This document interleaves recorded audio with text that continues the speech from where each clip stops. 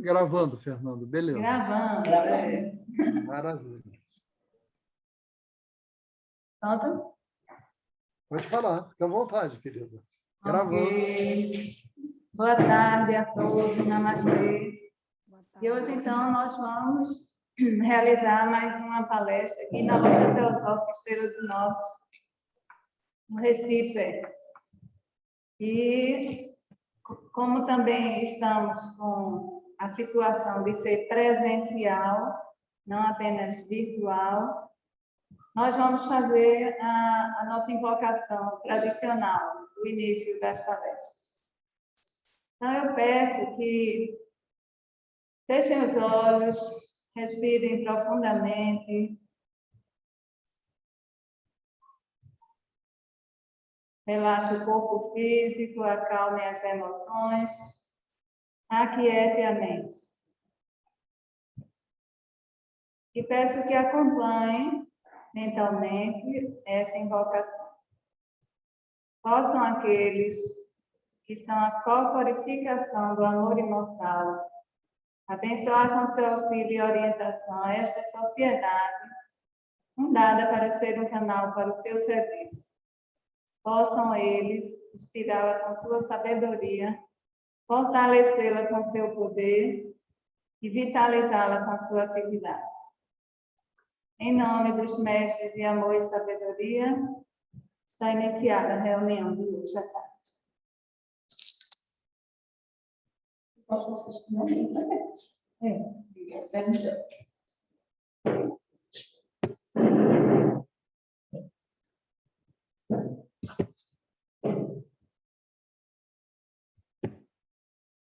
partir de agora.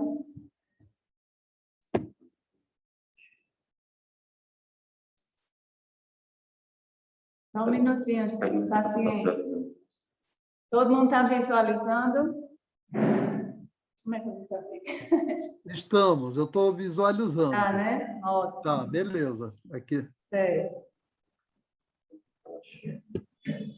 Aí tu vai tirar também? Sim. Não, deixa.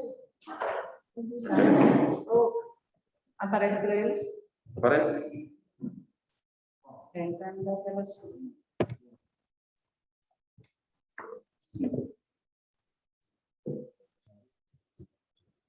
Não. Aí. Bom, como tem gente que nunca veio aqui na loja, então eu quero apenas passar alguns informes sobre a Sociedade Teosófica.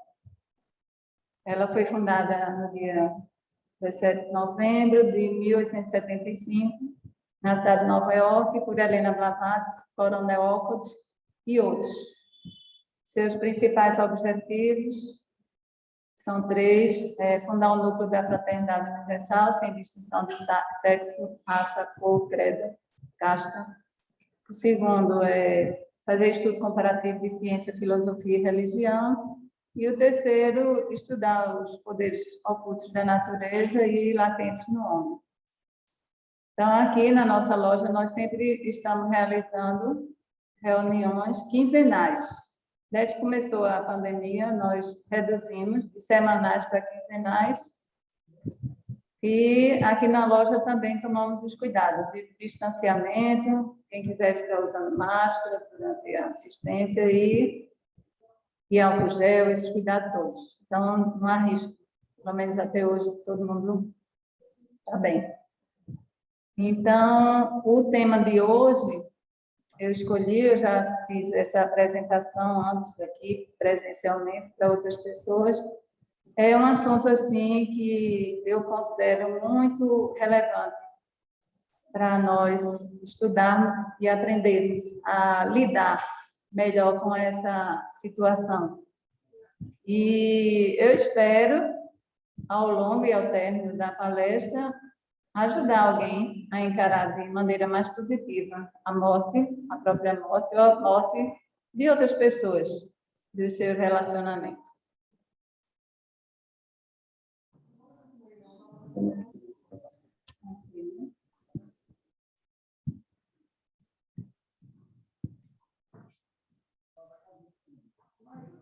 Pronto, eu peguei essa essa imagem, onde vocês... Oi? Olha para trás. Estava outra... Tem não. um... Só um momento, gente. Estamos aprendendo. Ah, tá. Sim, certo.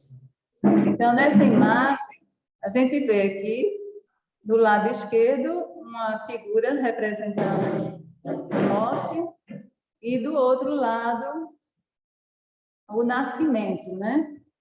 Então, é a representação do nosso ciclo vital, onde da idade madura ocorre o declínio para a velhice, o adoecimento e a morte, e depois o renascimento como bebê, criança, e seguem-se as demais fases, né?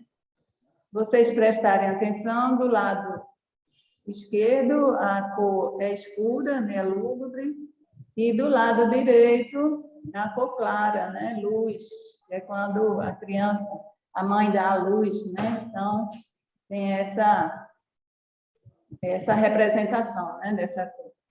Mas se vocês verem bem, há esse entrelaçamento aqui no braço da morte com a sua foice e o braço da mulher, os dois formando uma parte desse símbolo aqui do infinito. Então, é algo que nesse nosso mundo vai sempre acontecer, ao declínio. Aqui talvez não dê para perceber, mas está escrito a seguinte frase: a indesejada das gentes, que é um verso de Manuel Bandeira. Então, a gente vê que, por mais difícil que esteja a vida, ninguém quer a morte, né? A maioria das pessoas querem viver, é como diz Gonzaguinha, quer sorte e viver bem, e por aí vai. Então, mas eu achava melhor substituir a indesejada das gentes pela incompreendida das gentes. E a gente vai tentar hoje deslindar um pouquinho. Então, o que é que a morte, o que representa a morte, né? Então, para os profissionais da área de saúde, que são treinados para lidar com a vida, restabelecer a saúde das pessoas e enfrentar depois o declínio e a morte, né, das pessoas. De qualquer forma, em muitas situações, quando o paciente vem a falecer, o médico e os demais profissionais consideram esse evento como um fracasso, né? E muitas vezes, por mais assim sofisticado que seja o tratamento, uma coisa assim bem inovadora, por melhor que seja, mesmo assim, sendo aplicado, o evento, o desfecho fatal ocorre. Então, eles se sentem assim frustrados.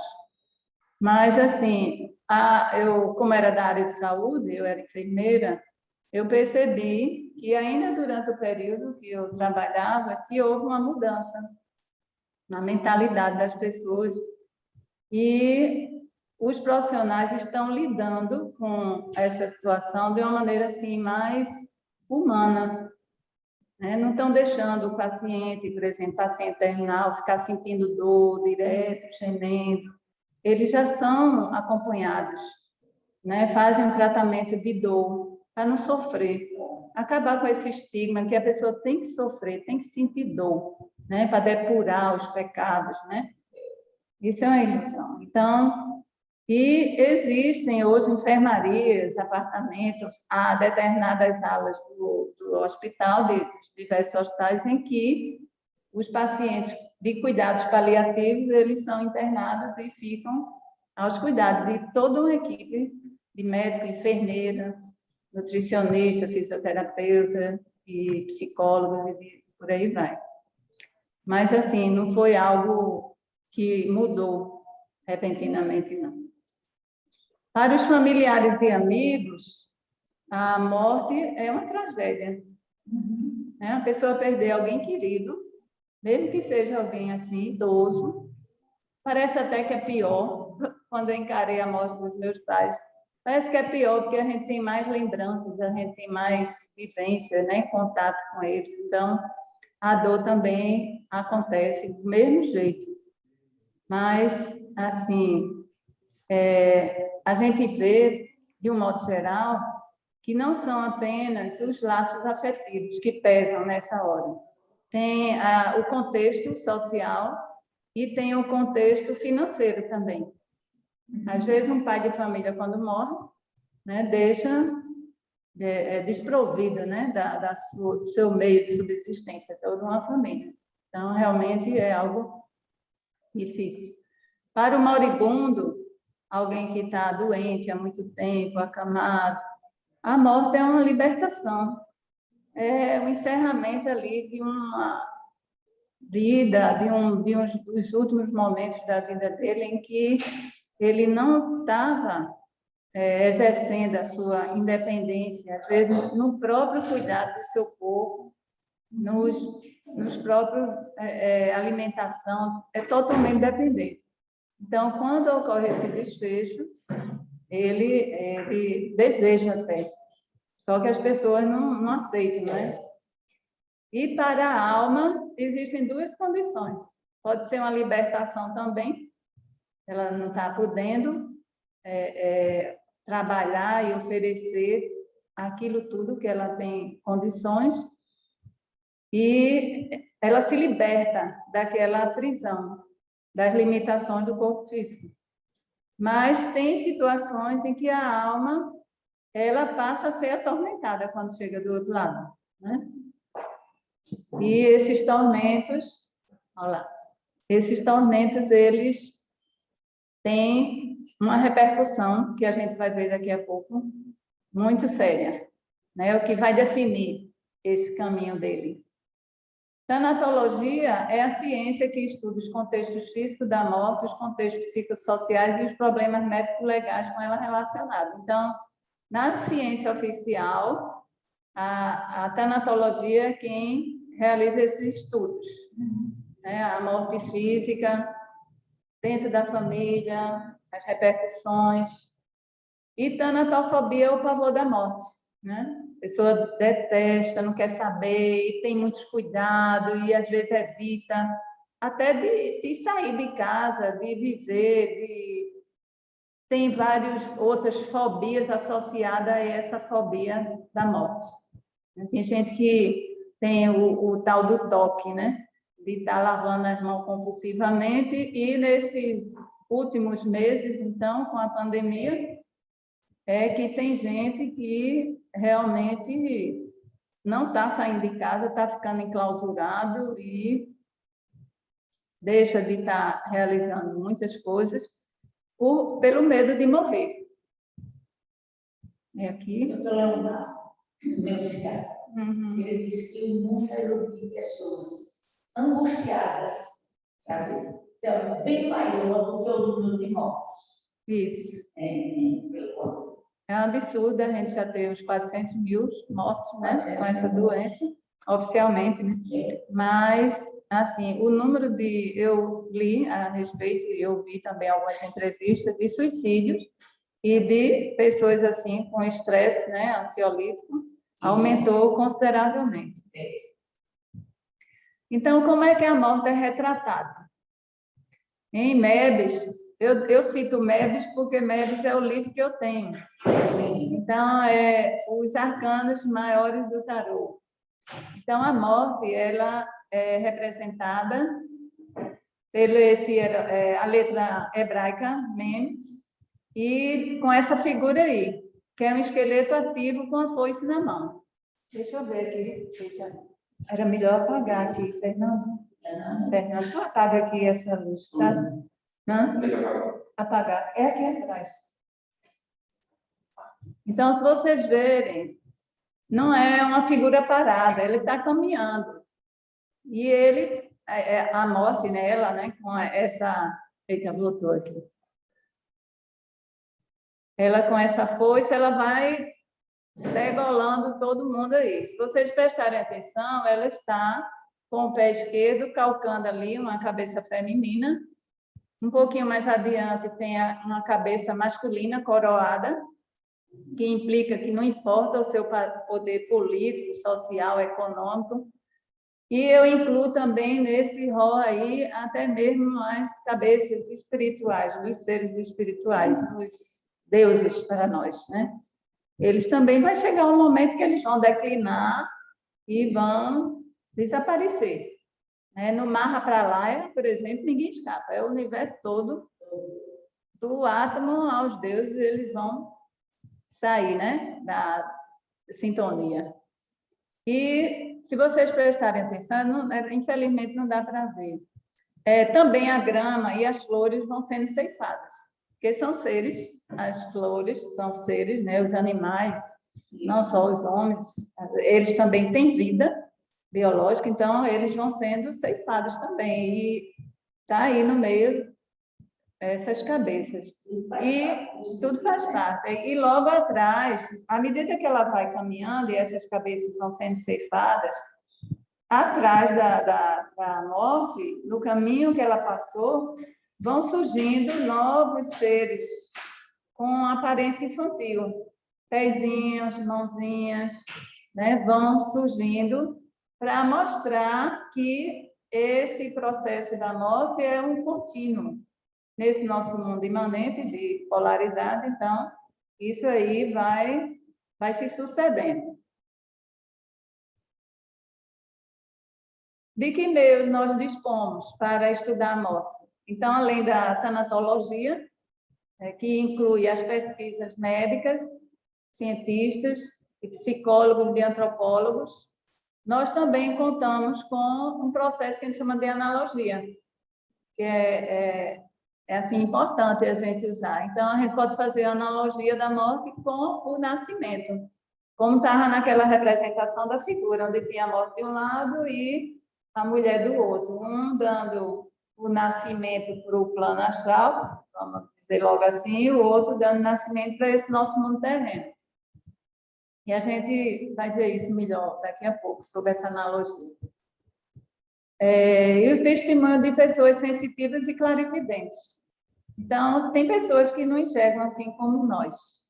Eu acredito que quem está aqui, talvez quem esteja em casa, também só veja o que os sentidos físicos permitem, né? Mas tem pessoas que têm esse dom de ver além do plano físico, esse nosso concreto. Então, eles acompanharam essa ocorrência, né? E descrever e relatar.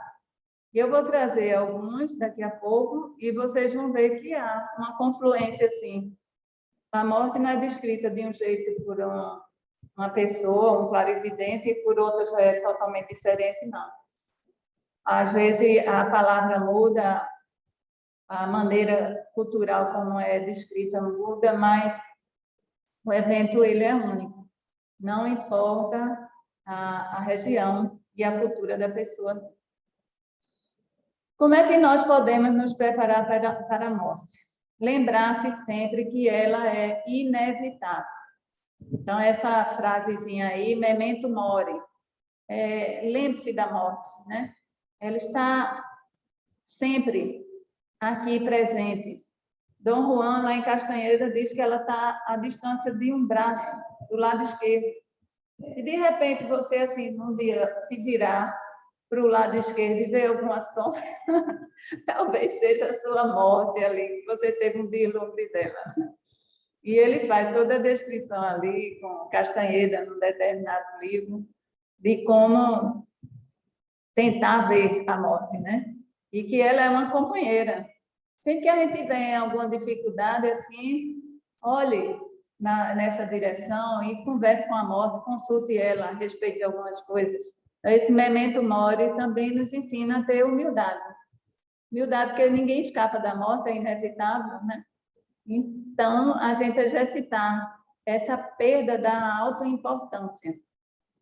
Diante de situações assim, que a gente está no auge da alegria, da felicidade, saber que depois aquilo vai passar e que vai chegar um outro momento. Quando a gente tem a compreensão teosófica da vida e hermética, a gente é mais fácil a gente ter uma compreensão do desenrolar da vida como um todo e enfrentar com mais naturalidade. O outro é não fechar os olhos ao contínuo espetáculo da impermanência. Então, nós estamos todos aqui, presentes, vivos. Quantas vezes a gente não se relacionou com alguém ou esteve com alguém num determinado horário, momento, e daqui a pouco disse, aconteceu tal coisa.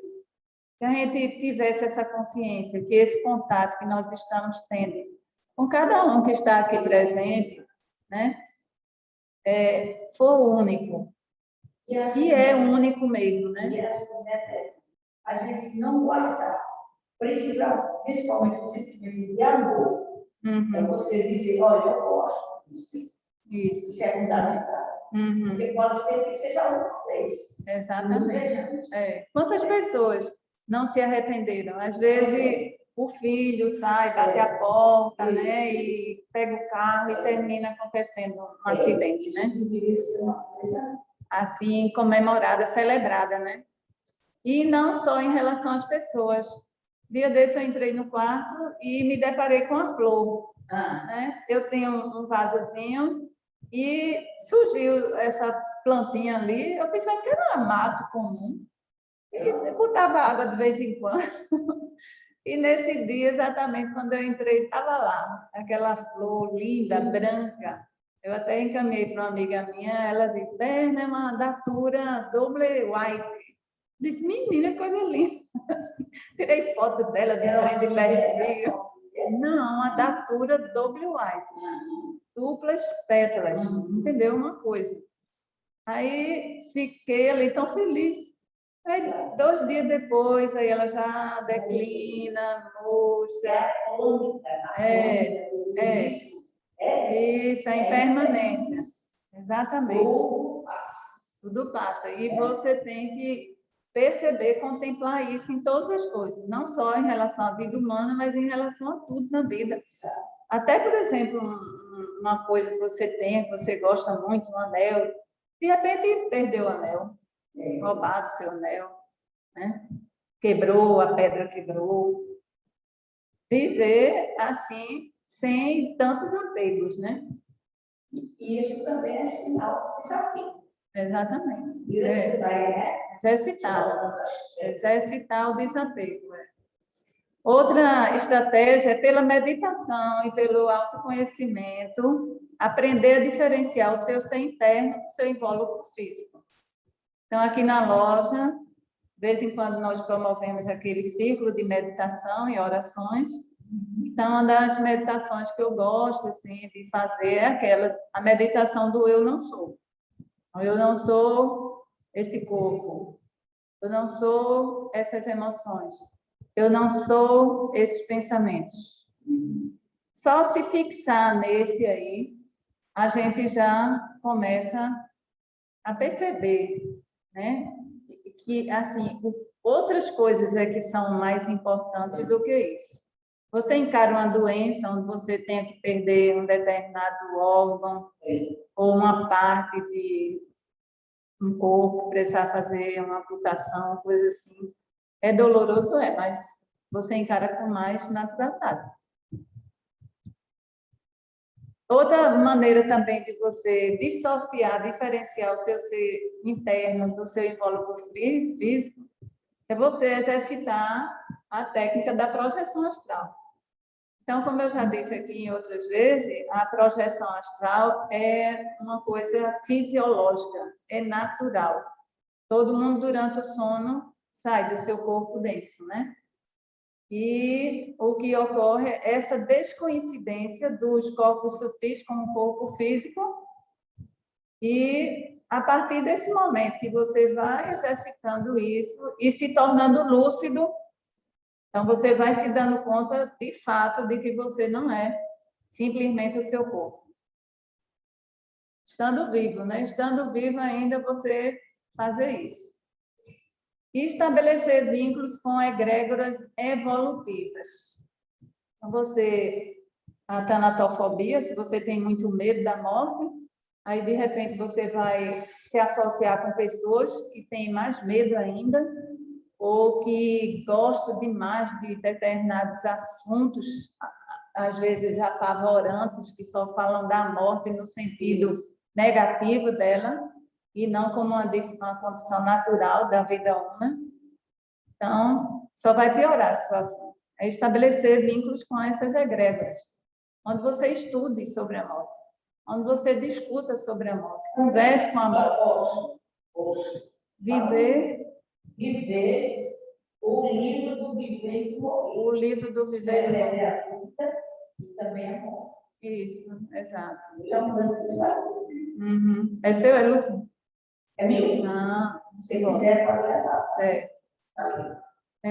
Então, essas egrégoras, você que tem que buscar aqui e agora, nesses momentos.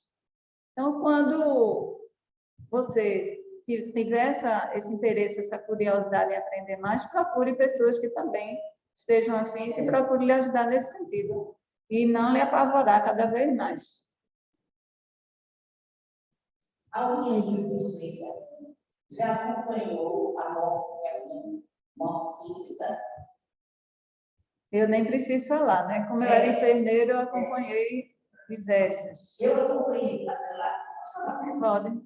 lá no meu, né? Bateu na porta, às 3 horas da manhã, lembra bem? 3 horas da manhã. Aí era uma colega, né? Você disse, vai dar uma olhada.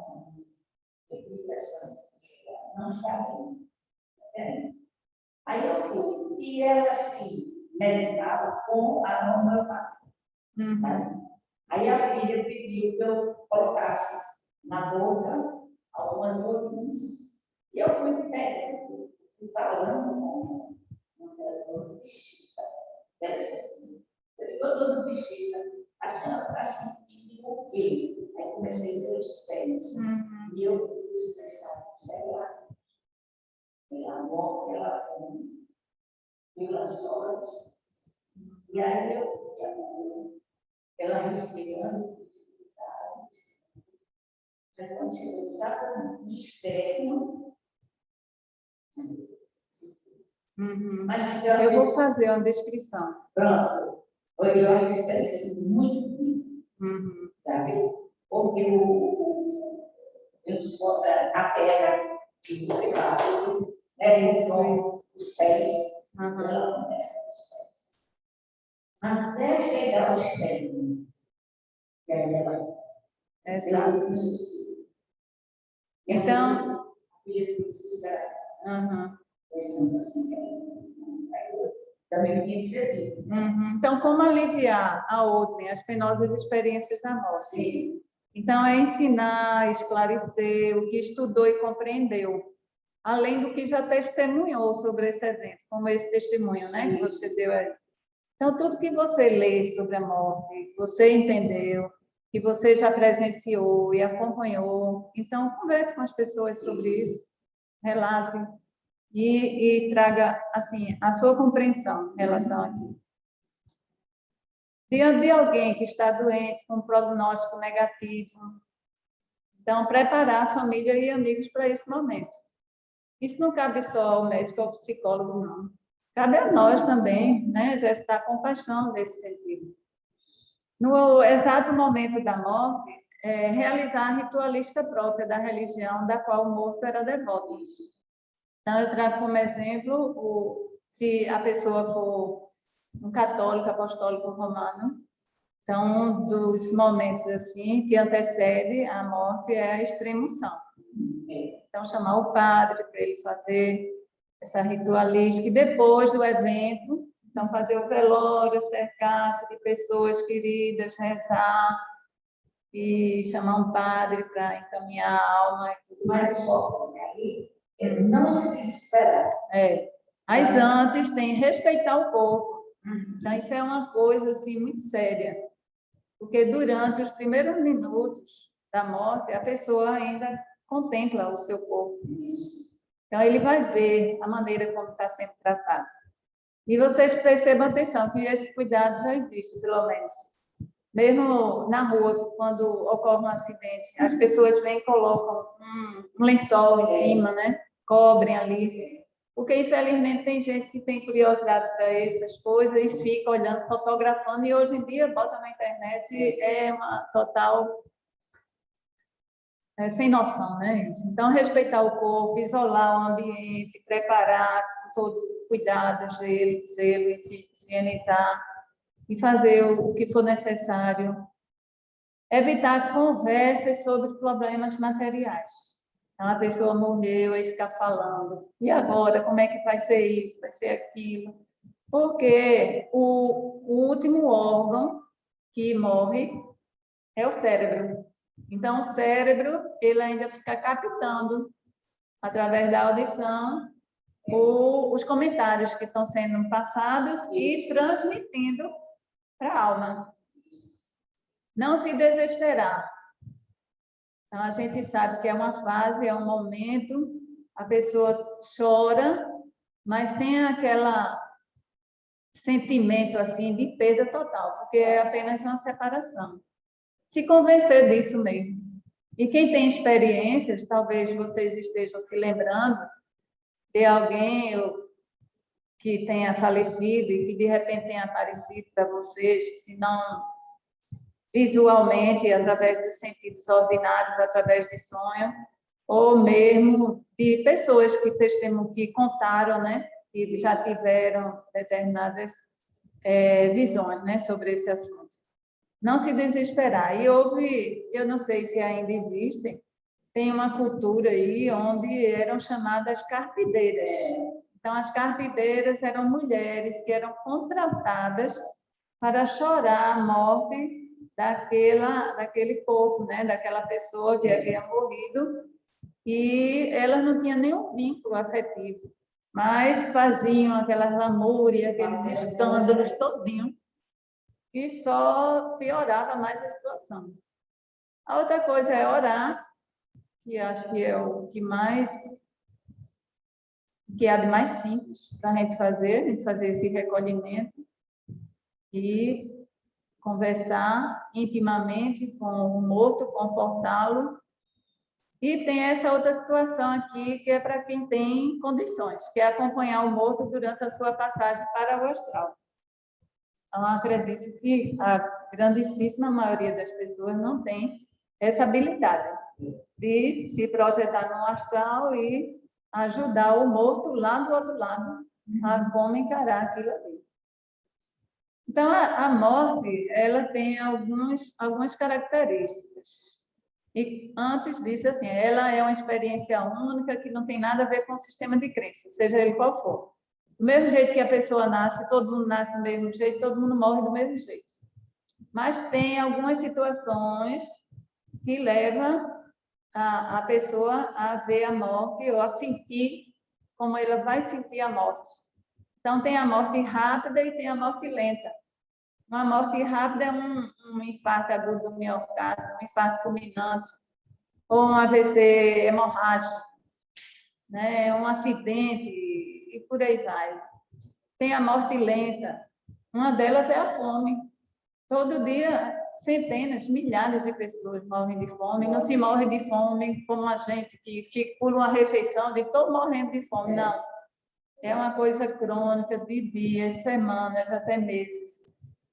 Então, é uma morte assim, bem lenta, onde vai havendo a perda da vitalidade, das energias e dos atributos próprios da nossa natureza.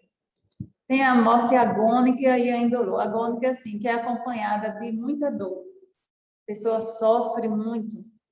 E esse tipo de morte não é apenas em relação a doenças, por exemplo, oncológicas, né? Paciente com câncer terminal e sente muita dor, precisando ser medicado com frequência. Já vi casos de pessoas que morrem com muita dor num acidente. Fica presa às ferragens e até que chega o socorro, então ele vai sentindo muita dor. Toda aquela pancada, o impacto e os traumas ficam ali ocorrendo, né? E tem a morte indolor.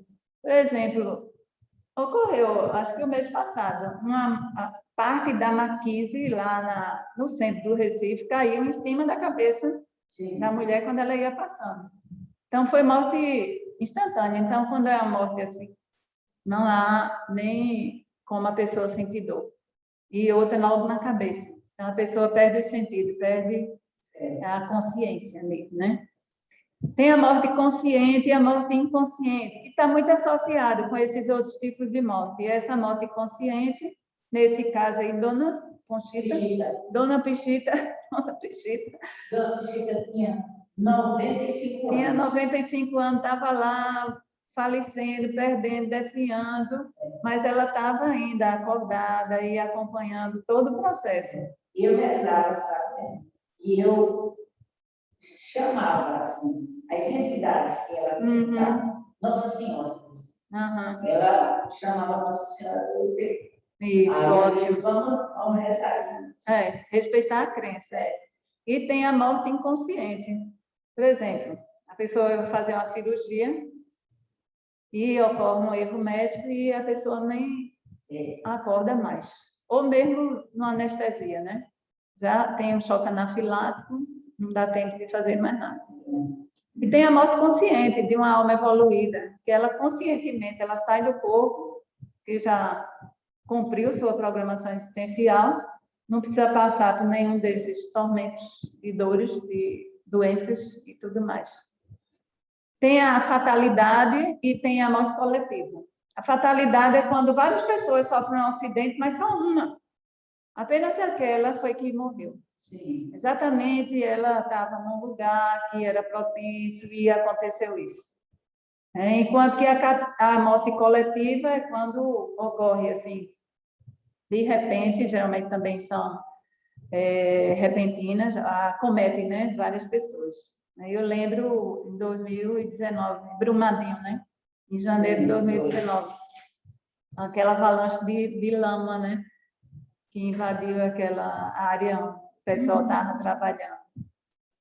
Tem a morte clínica e a morte biológica. A morte clínica tem muito por aí. Se vocês entrarem em UTIs, vocês vão encontrar pessoas que estão sendo mantidas vivas através de aparelhos e com o uso de substâncias, tipo dopamina e outras, para manter os batimentos cardíacos. E o principal, o diagnóstico de morte clínica é a morte cerebral. Então, não ocorre nenhuma oscilação das ondas cerebrais. Então, aí é constatado morte cerebral, morte clínica. E eu costumo dizer assim, a pessoa morreu, mas não desencarnou. Ela continua ainda conectada ao corpo físico, de maneira tênue, né? E o prognóstico aí é fatal mesmo, né? É apenas uma questão de tempo. E tem a morte biológica. A morte biológica é quando ocorre a morte cerebral, a parada cardíaca e o desenlace completo de toda a estrutura para sutil, né, dos outros princípios do corpo físico denso. Então, há uma desconexão completa. Em relação aqui a essa morte coletiva, né, eu encontrei em Lydie Beatty o seguinte comentário. Quando ocorreram essas catástrofes, teve uma época que caía muito avião, vocês se lembram, né? Então, apiedar-se é natural, mas sem o sentimento opressor de horror, de consternação e injustiça. É tão difícil, né? A gente sentir isso aí, injustiça. Então, se existe realmente, né, um Deus absoluto que é infinitamente benéfico, não existe injustiça no mundo, né? E ninguém é vítima. Então, desfazer-se desse sentimento de injustiça. Apiedar-se. Em tais catástrofes, existe menos sofrimento real do que em muitos casos isolados de morte. Então, vocês veem, de repente, é algo que acontece e, diferentemente de uma pessoa que está lá no seu quarto, no seu apartamento, morrendo, sofrendo, né? Esse sofrimento real é maior em quem está sozinho, tendo uma morte lenta, né? O que vale, o que ele falou, Bidibita, o que vale é a gigante onda de piedade e empatia dirigida para o local onde aconteceu essa catástrofe, de todos os pontos do planeta onde chegou a notícia. Aqui também a gente sabe que os pensamentos, como diz Rada Burnier, são coisas, né?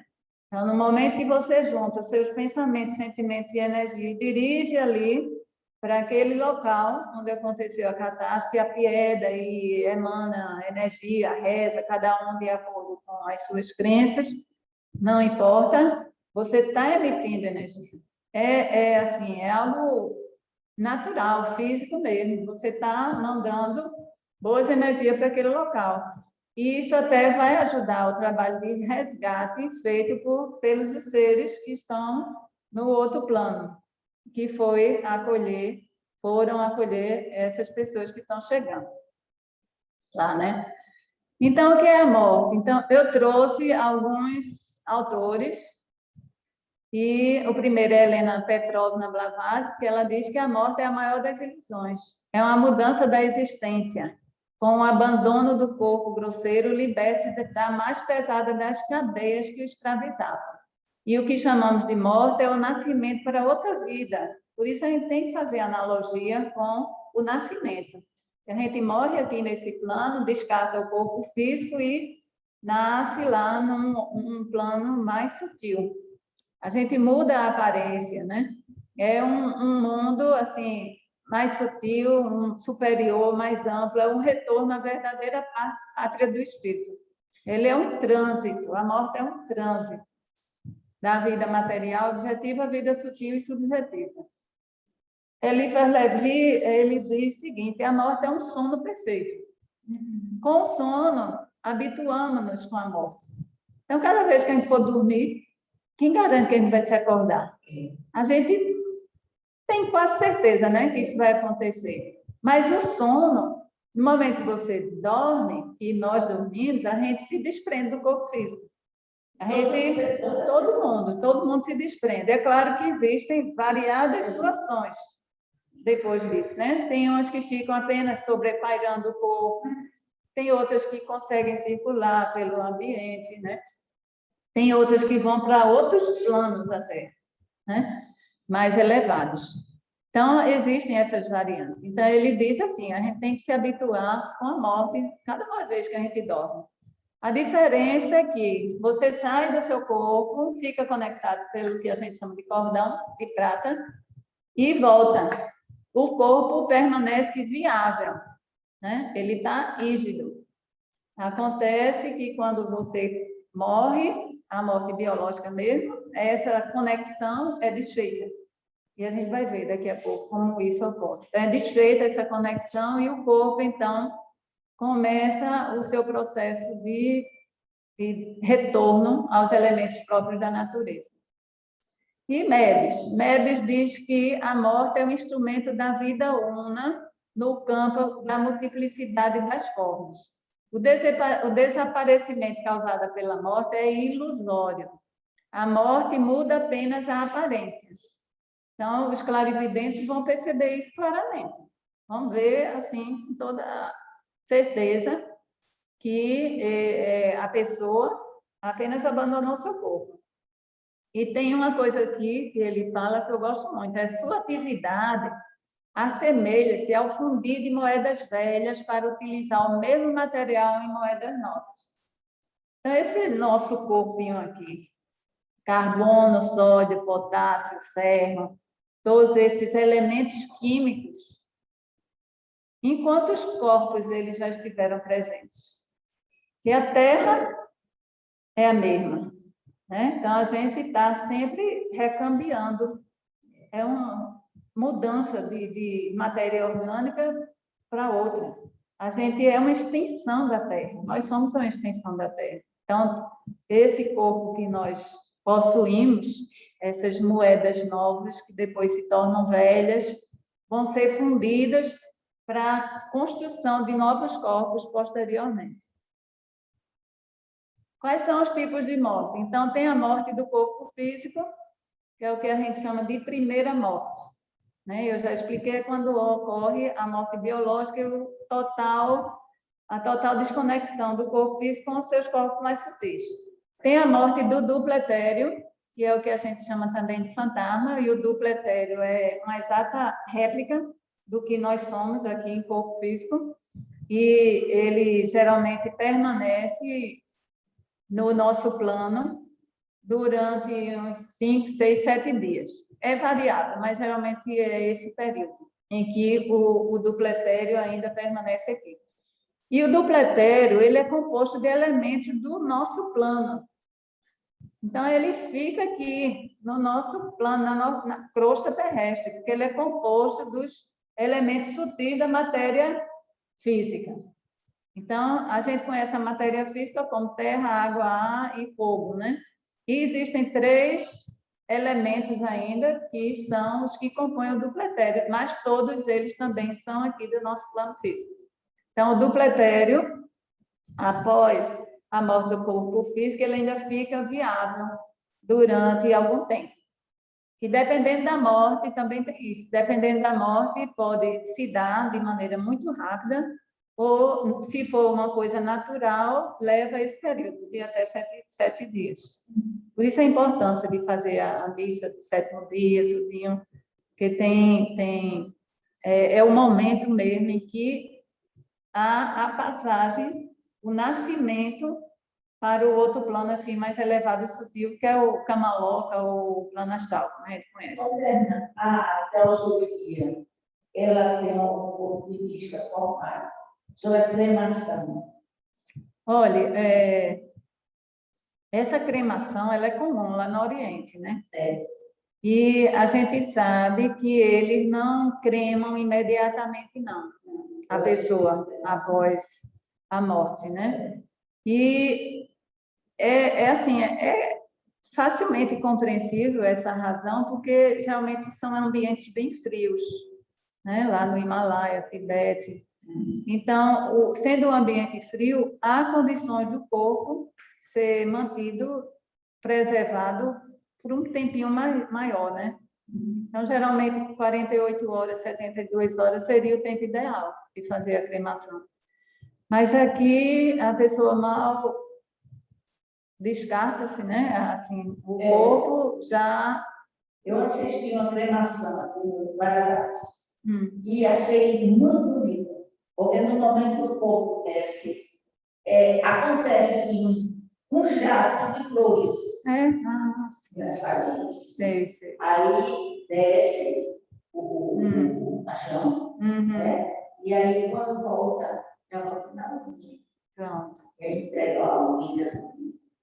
Ontem mesmo eu estava assistindo o Ricardo Lindemann, né? Sim. E ele também perguntaram sobre isso, o tempo. E esse tempo, assim, o ideal é que não seja feito imediatamente, não. Que passe um período. Sim, em relação ao duplo etéreo, tem mortes, o tipo de morte também determina a viabilidade do duplo etéreo. Sim. Eu assisti professor Valdo Vieira, dizendo que a morte mais instantânea que já houve aqui no planeta Terra foi lá em Nagasaki e Hiroshima.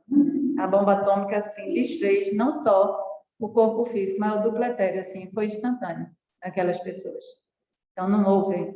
Mas, assim, vamos sempre falar, assim, em termos da normalidade, né? Da maioria dos eventos. Então, tem a morte também da alma animal no Kamaloka. Kama significa desejo, Loka significa local. Então, a alma animal é a nossa alma dos desejos. Então, quando a gente estuda aqui os princípios do homem, nós temos o quaternário da forma, que é o corpo físico, duplo etéreo, corpo astral, mente concreta, e depois vem a tríade superior, que é conectada pelo Antakarana, né? Então, terminou a morte, ocorreu a morte do corpo físico, a passagem, o desfez-se, né? O duplo etéreo, o fantasma, também já se desfez, seus elementos voltaram para serem reciclados pela natureza. Então, ocorre a passagem da alma para o plano astral. E depois de um determinado período que vai depender daquilo que a pessoa viveu em sua vida. Quanto mais desejos, quanto mais apegos e outras condições, então, maior vai ser a permanência dessa pessoa nesse plano. E tem a morte metafísica. A morte metafísica é justamente o contrário. É quando o ego reencarnante ele vai descer aqui no plano da separação, no nosso mundo físico denso. Então, é como se fosse uma morte.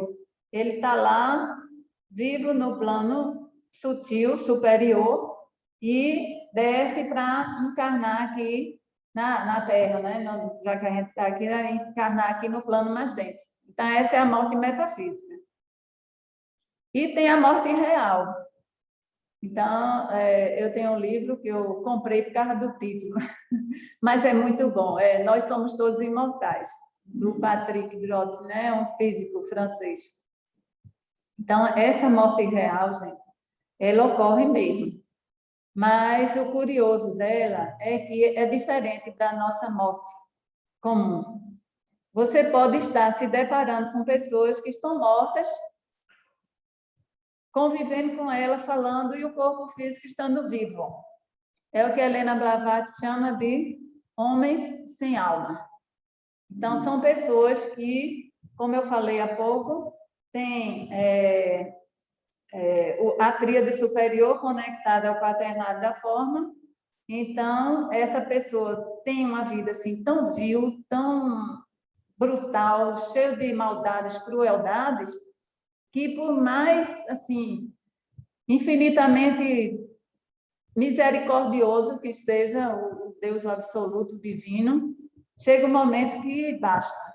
Então, ocorre a desconexão desse órgão, vamos dizer assim, esse órgão sutil, esse canal que é o Antakarana. Então, essa morte real, à medida que esse ser, esses homens sem almas, forem morrendo fisicamente, eles vão encarnando rapidamente e cada vez se consumindo para consumir tudo isso que eles levaram, né? Esse tempo para destruir a sua essência. Então, isso tudo, se alguém quiser fazer uma pergunta, aquilo tudo que ele está construindo, todo esse edifício de maldade, de crueldade, são homens cruéis, que matam, que estupram criancinhas, né, assassinos, todas essas, que não é um evento isolado. Eles fazem por dolo, eles fazem porque querem, sentem prazer em fazer isso. Então, essa desconexão é realizada e depois esse organismo, ele pode acontecer duas coisas. Pode ir para o cone da Lua ou pode reencarnar imediatamente para essas energias serem consumidas e eles sofrerem os efeitos do karma, né, das ações que eles cometeram. Oi. No Mahapralaya existe também uma morte real? Não, ocorre não. Mesmo se não, porque esses seres, eles se mantêm conectados à sua essência divina. Esse Mahapralaya não tem a ver com a morte real, essa morte real, não. Tem a ver, assim, como um adormecimento, vamos dizer, um descanso, para depois ele renascer num novo Manvantara, onde eles vão poder, aqueles mais evoluídos, se virem até já entrar como mentores, como mestres, guias, de uma nova humanidade. A morte real é bem diferente disso. Então, os estádios da morte, segundo Barbara Dobbs, mas eu falei aqui, porque é da Barbara Dobbs, citando Elizabeth Kubler-Ross, né? Então, são 5 etapas. Porque Elizabeth Kubler-Ross, ela foi uma médica psiquiatra suíça, e ela estudou esses eventos, né? Ela tratava pacientes terminais como psiquiatra, e ela identificou essas 5 fases. A negação, a revolta, a barganha, a depressão e a aceitação. A primeira, por exemplo, a pessoa vai pegar o resultado de uma biópsia. e quando vê, está lá, células malignas. Né? Descobre que está com um tumor, né? Um tipo de câncer. Então, a pessoa leva aquele choque e diz, não está errado esse exame. Vou levar para a médica para ela repetir, fazer novamente, ou pedir para revisar a lâmina. Não, isso não acontece comigo, não. Acontece com os outros. Comigo, não. Eu estou tão bem, eu não estou sentindo nada. É a fase de negação.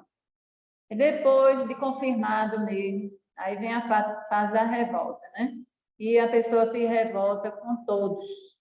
Não só com os homens, mas se revoltam com Deus, né? Os homens, quando eu falo assim, as pessoas que estão ao seu redor, né? Família, e se revolta também com Deus, né? E tem aquela clássica pergunta: por que eu? Por que eu? O que está acontecendo comigo? Aí faz uma revisão assim, eu sou uma pessoa tão boa, eu fiz isso, fiz aquilo. Aí começa a fazer esses questionamentos. Aí vem a fase de barganha, quando ela já admite que a doença existe, e então começa a conversar com Deus, né, de outra forma. Ele diz assim, em vez de eu estar com tanta raiva, com tanta ódio, acusando, né, eu vou me dirigir assim com mais doçura. Quem sabe, né? Ele me atende. E também tem, nessa fase de barganha, tem aquele período, momento em que ele diz assim, eu vou parar de beber, né? Eu não vou beber mais, eu vou, não vou mais maltratar minha esposa, meus filhos, né? Vou ajudar uma instituição de caridade, então fica fazendo esse tipo de negociação. Depois vem a depressão, e essa depressão ela pode ser de dois tipos, né? Primeiro porque as pessoas que o conhecem, no início, a pessoa até esconde que está com aquele diagnóstico, mas depois não tem como mais. A imagem da pessoa está diferente, né?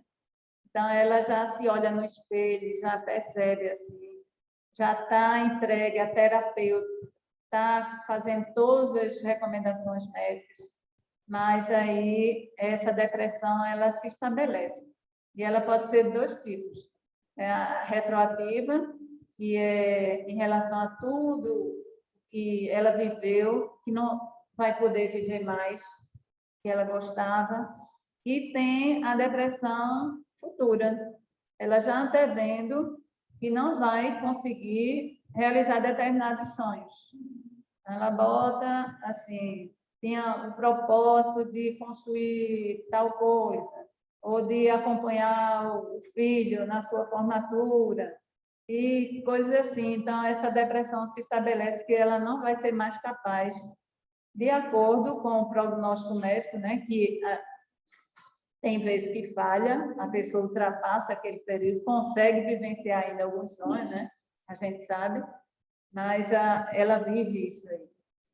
E depois tem a fase de aceitação. E nessa fase de aceitação, quando a pessoa atravessou essas outras 4 fases de maneira satisfatória, e essa maneira satisfatória não quer dizer que ela não tenha negado, que ela não tenha se revoltado, que ela não tenha barganhado, nem sentido depressão, não. Essa aceitação, ela vem porque a pessoa recebeu apoio do companheiro, da companheira, dos filhos, dos amigos, né, de um grupo religioso. Então, essa aceitação, ela se consolida e a pessoa encara assim de maneira mais positiva o evento a seguir. Quando a morte ela está se aproximando, existem alguns fenômenos parapsíquicos na fronteira da morte. Uma delas é a EQM, todo mundo conhece, é a experiência de quase morte, que é uma projeção involuntária e repentina. A pessoa sofre um acidente, geralmente, né? Sofre um acidente e o seu corpo astral é projetado para outra dimensão, onde vê o túnel, uma luz, lá se depara com um ser de infinita bondade, de amor, de compaixão, Pode ver também outras pessoas que era do seu relacionamento, que já haviam morrido. E, na grandíssima maioria das vezes, eles sentem um bem-estar e não querem voltar. Eu conheci 2 pessoas que passaram. E relatos, então, foram vários, né? Mas teve um médico lá do hospital, na época que ele era residente, quem é médico residente, quem é residente da área de saúde, enfrenta uma situação assim muito complexa, de muito estresse, de muito esforço, né? É quase 24 horas no ar. Então, ele havia saído do plantão, estava indo para casa, deu o cochilo e bateu com o carro no poste. E ele se viu, passou por toda essa experiência, se viu diante quem é o ser assim que ele mais admirava em termos de religião era Jesus Cristo. Então, ele viu Jesus e atrás de Jesus, como se fosse um portal. Sim, ele também descreveu isso, como se fosse um portal. E atrás de Jesus, assim, uma multidão enorme. E ele reconheceu o irmão dele, que já havia falecido nesse meio, né? E ele estava se sentindo tão bem, ele não queria, ele queria ficar ali também, né? Estava vendo Jesus, estava vendo o irmão, mas aí Jesus simplesmente fez assim com a mão e ele retornou. E quando ele retornou, ele estava novamente dentro do seu carro, no seu corpo e morrendo de dor, cheio de dores, né?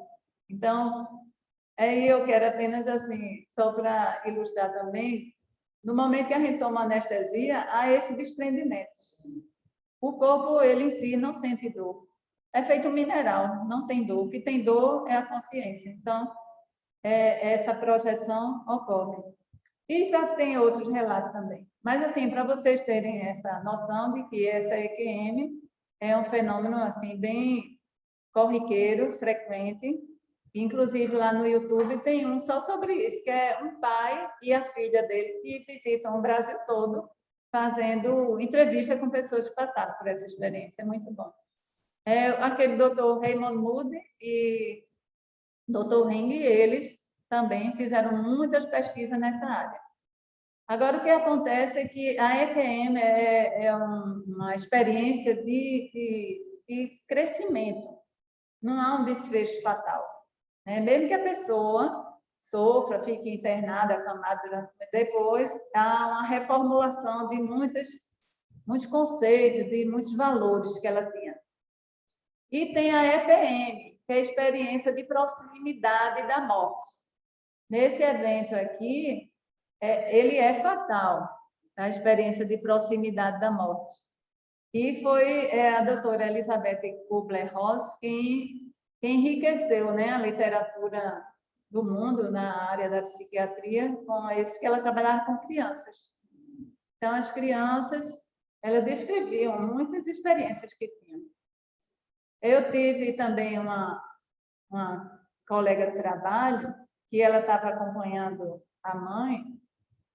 No momento lá, ela foi em casa para se trocar, pegar outras coisas, tudinho. Quando ela saiu do banho, a mãe dela apareceu. Aí, quando ela viu, ela achou assim, acho que a mamãe morreu. Aí o telefone tocou e tinha acontecido isso mesmo. Aí é o que a gente chama de aparição intervivos. Então, no último momento, o último pensamento da mãe, daquela pessoa, foi dirigida para ela e foi a ela quem ela apareceu. Agora vamos ler aqui algumas descrições do Vivendo a Morte. Segundo Bárbara A. Brennan, daquele livro Mãos de Luz. Não sei se vocês conhecem. Então, ela faz uma descrição também dessa experiência do túnel, onde a alma, ao sair do corpo, ela atravessa aquele canal de força maior que se encontra ao longo da nossa coluna vertebral, no dorso, e que a gente chama de Sushumna. Então, esse túnel que algumas pessoas que passam pela EQM que descrevem, ela associa com esse momento em que a alma está atravessando o Sushumna. A luz radiante que se vê lá no final seria a luz do nosso corono chakra, né? O chakra aqui do alto da cabeça. E como é que os chakras eles reagem, né, a esse momento? Ela disse que os 3 chakras inferiores eles se fragmentam, eles se esfacelam, que é o sexo chakra, o esplênico e o plexo solar. E também nesse momento em que ocorre essa fragmentação desses 3 chakras, começa a pessoa que é clarividente começa a ver como fossem umas bolhas luminescentes se desprendendo do corpo da pessoa e fios de luz, né? Então a pessoa começa a vitalidade a se perder totalmente.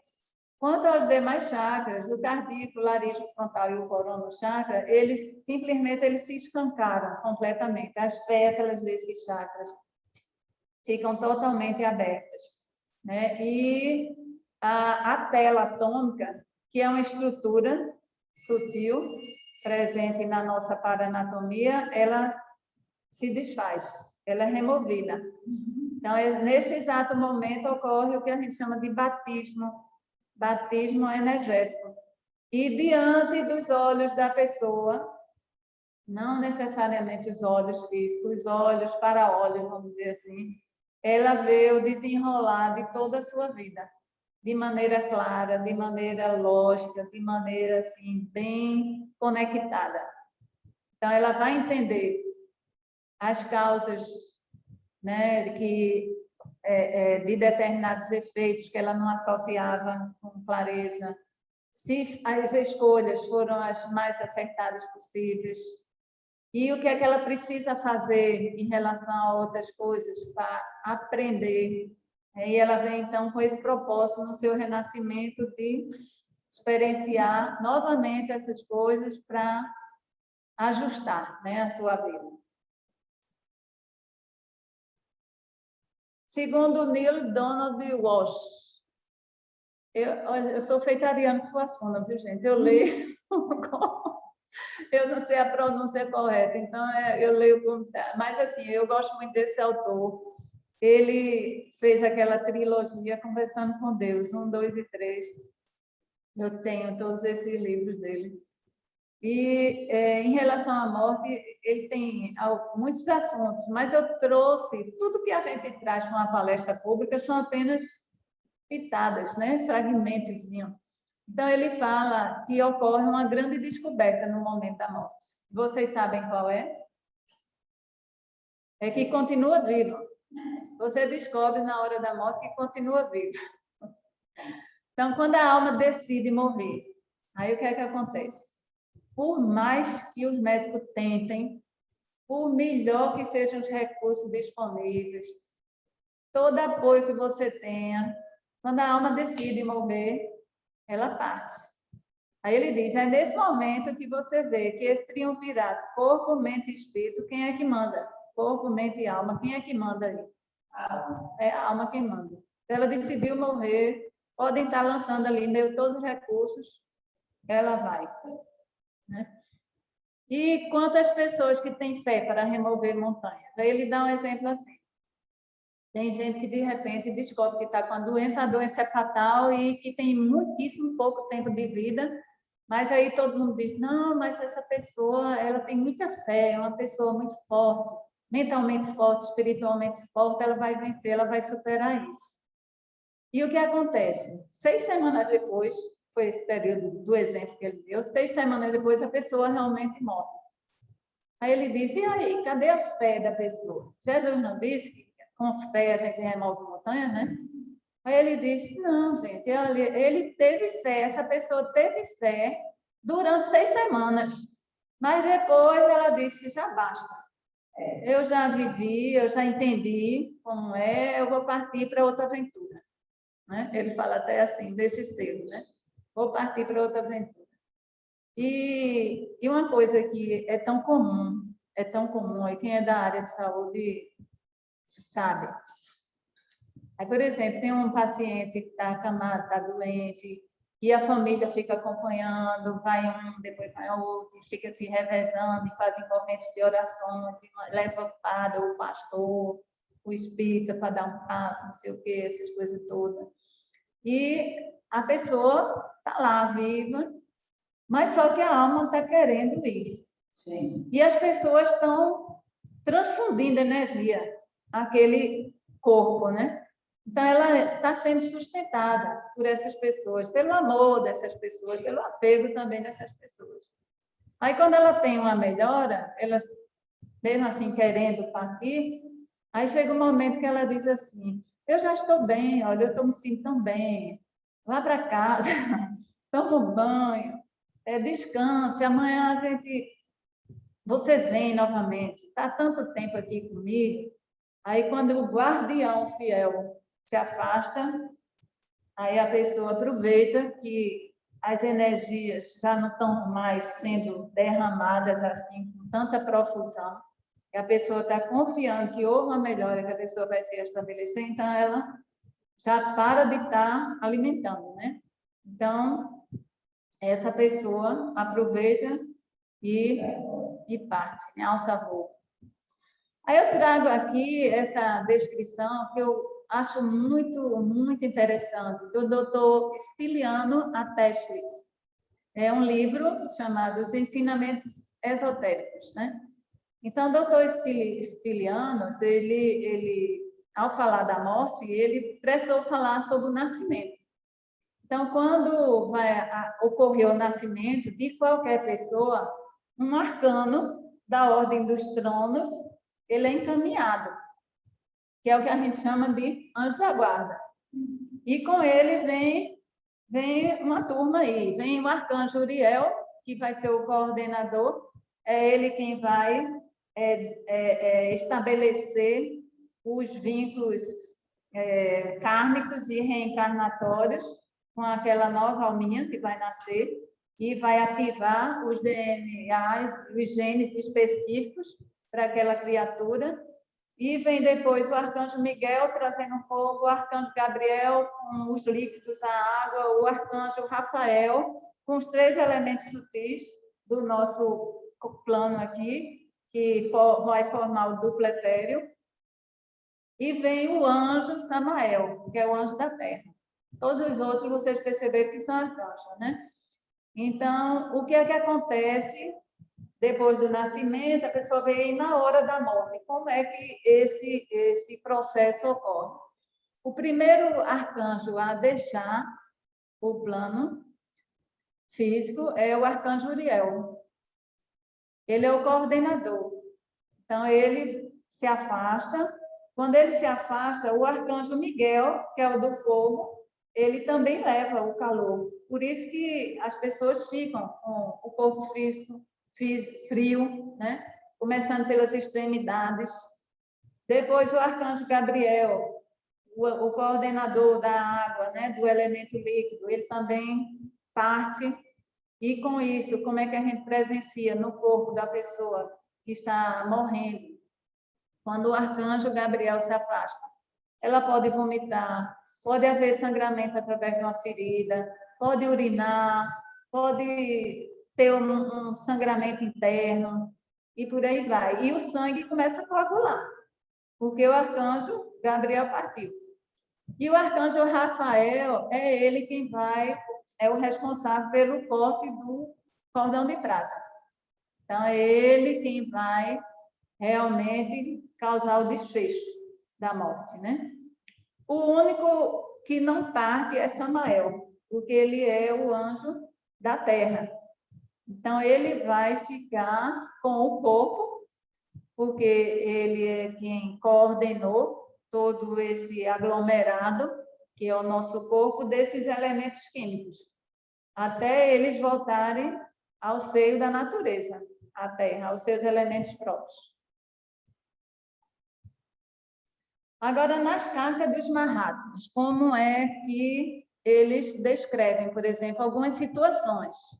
Eu só trouxe algumas, já está ficando longa essa palestra, mas já está perto. Mas é assim, eu tive que selecionar alguns assuntos, né?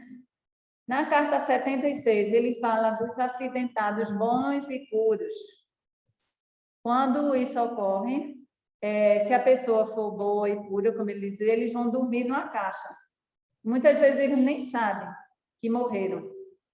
Quando eles despertam, eles, como lá tem tudo uma réplica daqui, do nosso plano físico, eles pensam ainda que estão vivos. E às vezes é um pouco difícil de convencê-los, né? Já aqueles que são muito maldosos e impuros, eles vão sofrer todos os tormentos de um pesadelo horrível. Não sei se você acredita que todo mundo tenha assistido aquele filme Ghost, não é? Vocês se lembram quando aquele cara que foi o responsável pelo assassinato do personagem principal, foi o que aconteceu quando ele morreu?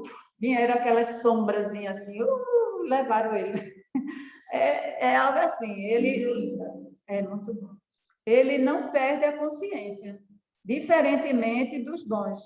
Os bons perdem a consciência, dá um cochilo no plano astral ou dorme um determinado período, enquanto que os maldosos não, ele já começa a enfrentar os elementais, os clichês, tudo que ele mesmo construiu. Na carta 85, aí tem assim, cada entidade recém-desencarnada tenha tido uma morte natural ou violenta, e nessa morte violenta ele inclui também os suicídios. Seja uma pessoa sã ou insana, jovem ou velha, boa ou mal ou indiferente, nesse exato momento, toda lembrança é mentalmente aniquilada. E a entidade dorme seu sono na caixa no cama louca. É assim, essa carta 85B, ela veio reforçar a carta 76. Entendeu? Esse período aí de sono. Já na carta 68, ele diz, quando o homem dorme, os princípios morrem, os princípios inferiores desaparecem. As penas e os princípios superiores permanecem. Então, deixa eu ver se tem já no outro slide. Então, quais são os princípios inferiores? Não é o corpo físico, do pletério, o plano astral. Então, esses princípios inferiores, com o transcorrer de um tempo, eles vão sendo também desfeitos e descartados. E o que vai perseverar e permanecer até o retorno numa outra reencarnação são os princípios superiores. Eles vão para o que a gente chama de Devachan, o mundo céu. E ele fala nessa mesma carta que bardo é o período entre a morte e o renascimento, e pode durar de alguns anos até um kalpa. Para você ver que um kalpa é um dia e uma noite de Brahma. Então, são milhões e milhões de anos. Vai variar conforme a vida da pessoa, né? E nessa carta 70, eu acho muito importante, porque o Mahatma, né, mestre Kutumi, ele diz o seguinte, nós próprios criamos nosso Devachan, que na teosofia a gente chama Devachan de céu. E nós, assim como criamos o nosso Aviti, que é inferno. Então, nós mesmos criamos nosso céu e nosso inferno, ainda enquanto estamos aqui na Terra. E, principalmente, aí vem esse reforço aqui, que eu achei importante colocar, nos últimos dias e últimos momentos de nossas vidas sensíveis e intelectuais. Então, quando o padre chega ali para rezar ou dar uma extremoção, arrependa-se, ou a própria pessoa quer confessar alguma coisa, isso não quer dizer que está assim, eximido de, em um outro momento, em outra vida, não sofrer os efeitos daquelas causas que ele desencadeou. Não. Mas o que mudou foi a consciência dele, a mente dele, então, passou a se dar conta de que aquilo foi algo negativo, né?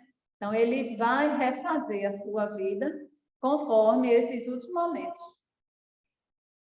Aquele sentimento que é mais forte em nós, naquela hora suprema, como saindo de um sonho, dos eventos dessa vida, são colocados na mais exata ordem. Então, aqui, o mestre está confirmando aquilo que a Bárbara Brennan fala sobre a experiência do túnel. Mas tem uma diferença. Ele diz que a pessoa revê tudo, em vez de ver do nascimento até a morte, não. A pessoa vai vendo da morte até o nascimento. É nesse sentido. Da morte, desse seu momento, até o nascimento, como foi o desenrolar de sua vida. A vida se retira da última partícula de matéria do cérebro, as suas faculdades perceptivas são extintas para sempre. Vocês entenderam isso? Quando a alma ela sai, ou a vida, né? eu gosto também como os mestres falam, ele não fala de alma nem espírito, ele diz, quando a vida ela se retira da última partícula de matéria do cérebro, então as faculdades perceptivas elas são extintas para sempre. E seus poderes espirituais de cogitação e evolução, eles se extinguem por certo tempo, mas depois retornam. Que faculdades perceptivas extintas para sempre são essas? São essas faculdades que nós temos aqui, que são oferecidas pelos nossos sentidos perceptivos, pelos, como o doutor Lécio disse, pelos nossos detectores biológicos de vibração. Então, se não tem mais corpo físico, se ele não está viável, como é que eu vou ter a capacidade de ver com ele, de ouvir com ele, de sentir com ele, apalpar e tudo mais com ele? Não tem mais. Então, isso é extinto e é para sempre. Foi com aquele corpo, entendeu? Agora, as qualidades, os poderes espirituais de evolução, de cogitação, de refletir, de pensar, esses permanecem, não são extintos, não. Na carta número 30, eu acho aqui a coisa mais importante. É isso aqui. Os Dhyan-Chohans, que são os seres de luz, eles presidem cada manvantra. E os Mamon-Chohans, que são os seres das trevas, eles presidem cada pralaya. Então, assim como tudo no universo é contraste ou polaridade, assim também a luz dos Dhyan-Chohans e sua inteligência pura e construtiva é contrastada pelos Mamon-Chohans e sua inteligência destrutiva. Então, não tem como escapar. Não se escapa assim. Porque a Helena mesmo aqui está a seguir, os irmãos, eles podem prolongar a vida.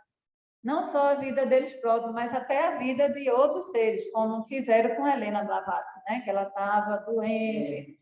Mas aí eles chegaram a ela, eles perguntaram, pediram permissão. Você quer prolongar sua vida? Você quer terminar de escrever a Doutrina Secreta e outro livro? Aí ela disse que sim. E isso não foi um período assim, sem dor, sem sofrimento, não. Prolongou a vida, mas com todas as suas situações inerentes, né? Aquela vida e aquela matéria que ela estava encarnando naquele momento. Então, vida e morte, né? Nascimento e morte, melhor dizendo, porque a vida ela é um contínuo. Geralmente, quando a gente fala os antônimos, né?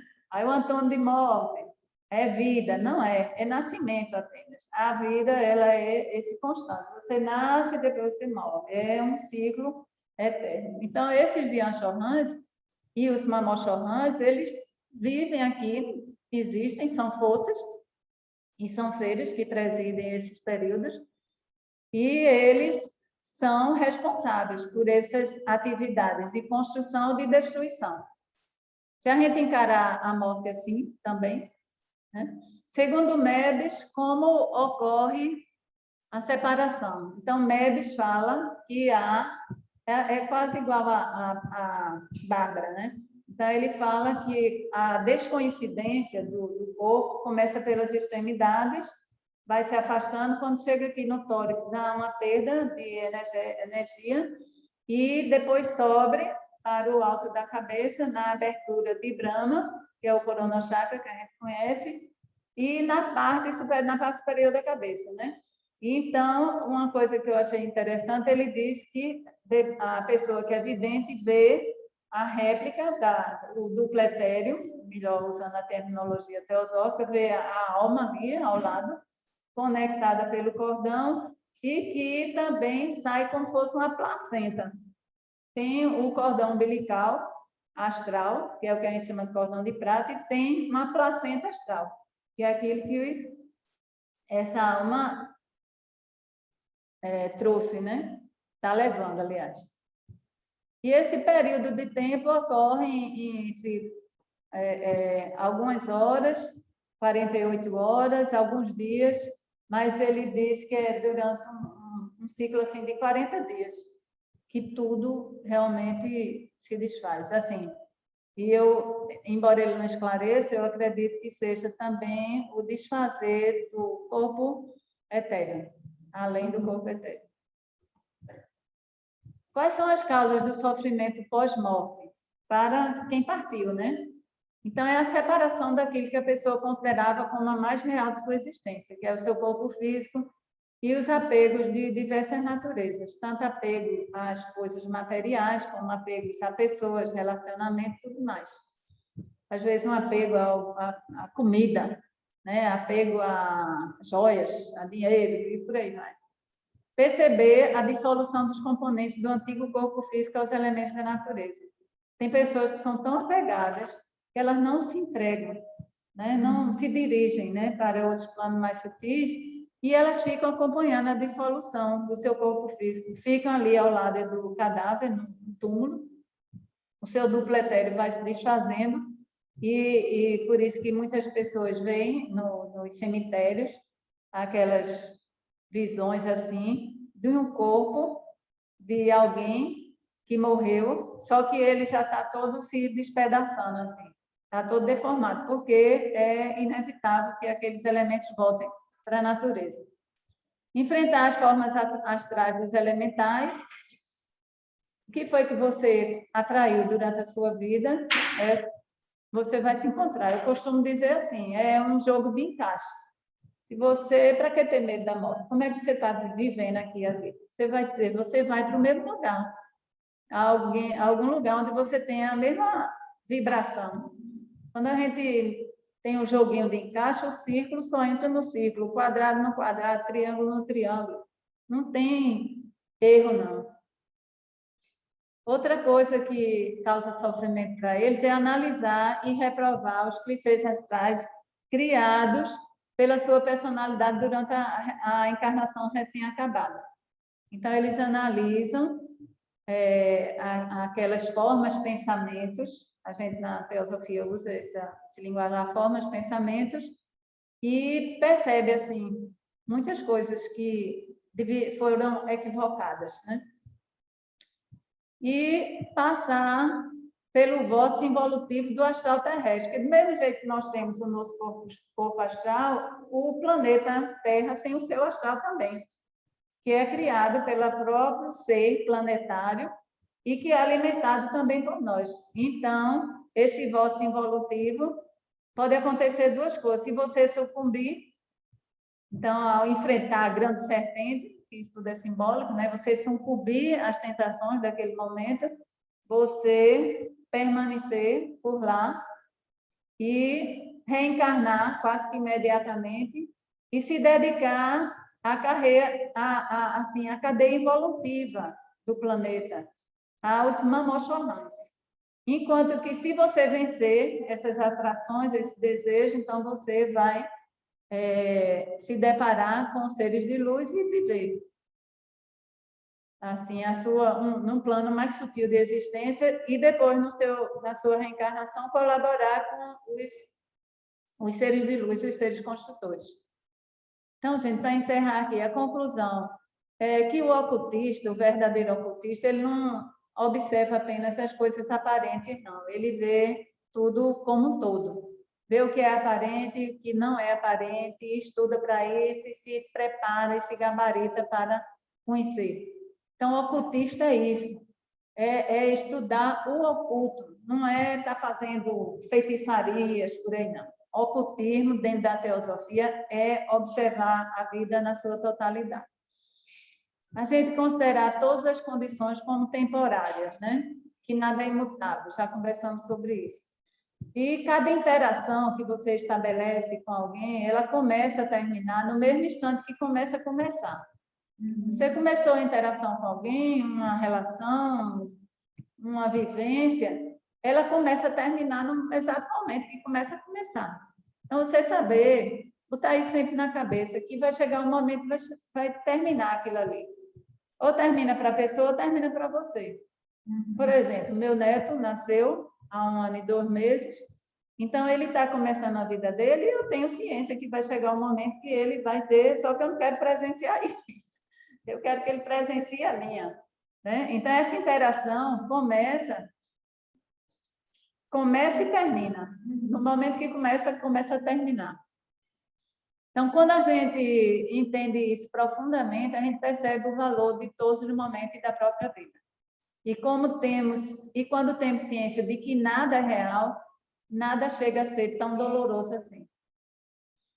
Então, tem essa forma aqui, bem poética, para a gente refletir um pouquinho. Eu vou deixar para vocês, vou fazer a leitura. Então, veja a flor como algo que está morrendo e haverá com tristeza. O desabrochar da flor é um sinal de que a árvore está pronta para dar frutos. Mas lembremos-nos de que não somos a flor nem o fruto, e sim a árvore. E suas raízes estão profundamente cravadas no absoluto. Ele é o solo do qual surgimos, e tanto suas flores como seus frutos voltarão para ele, criando um solo mais fértil. Portanto, a vida gera vida e nunca pode conhecer a morte. E, de repente, você pode dizer assim, como eu sei que eu já cumpri minha missão aqui? Aí eu deixei esse último slide. Eis um teste para saber se você terminou sua missão na Terra. Se você está vivo, então você não terminou. Richard Bach. Essa apresentação, gente, é como eu digo assim, é um aroma só. Quando a gente começa a estudar um assunto, é assim, de uma riqueza, de uma profundidade tão grande. E dentro da sociedade teosófica, o que eu acho bom é isso. Você não tem aquelas apostilas com tudo pronto, dizendo o que você vai falar, o que você vai dizer, o que é isso, o que é aquilo, não. Como somos uma sociedade, cada um, enquanto estudante da teosofia, se debruça sobre os assuntos que gosta e pesquisa, e procura entender, e procura meditar, e levar adiante a compreensão que trouxe. Mesmo que seja bem pequenininha, mas levar adiante. Então, os livros que eu pesquisei foi a Doutrina Secreta, principalmente o volume 6 de Blavatsky, o glossário teosófico, entre todas as minhas referências. O Lado Oculto das Coisas, de Liti Witt, Mãos de Luz, de Bárbara Pena, Somos Todos Imortais, de Patrick Duott, 700 Experimentos da Conscienciologia, de Valdo Vieira, Conversando com Deus, do Donald Walsh, Os Arcanos Maiores do Tarot, de Meves. Oi? Não sei. Os Arcanos Maiores do Tarot, de Meves, Carta dos Mahatmas, para a Pessinet e Ensinamentos Esotéricos do Dr. Stiliano Atestes. Vocês têm alguma pergunta? Só tem Sérgio e Vivi, né? Vocês têm gente aqui na sala? Querem perguntar alguma coisa? Está satisfeito? Tudo ok? Sérgio?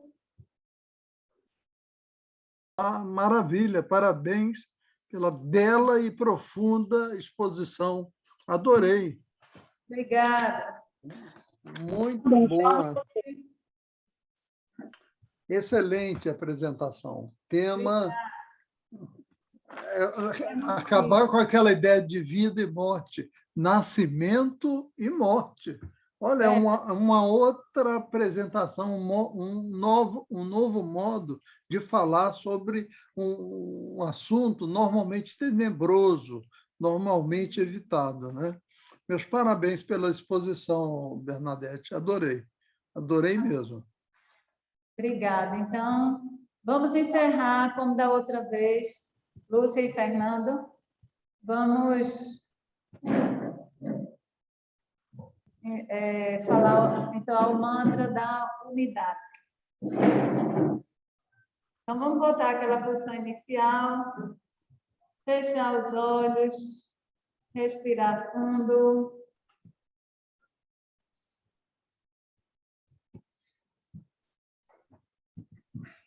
Relaxar o corpo físico, acalmar as emoções e aquietar a mente. A vida oculta que vibras em cada átomo. A luz oculta que em cada criatura brilhas. O amor oculto que tudo abrange na unidade. Possa todo aquele que se sente uno contigo saber que por isso mesmo é uno com todos os outros. Paz, paz, paz. Em nome dos mestres de amor e sabedoria, está encerrada a reunião de hoje. Maravilha. Obrigada, gente. Até a próxima. Namastê. Tudo de boa, queridos. a última.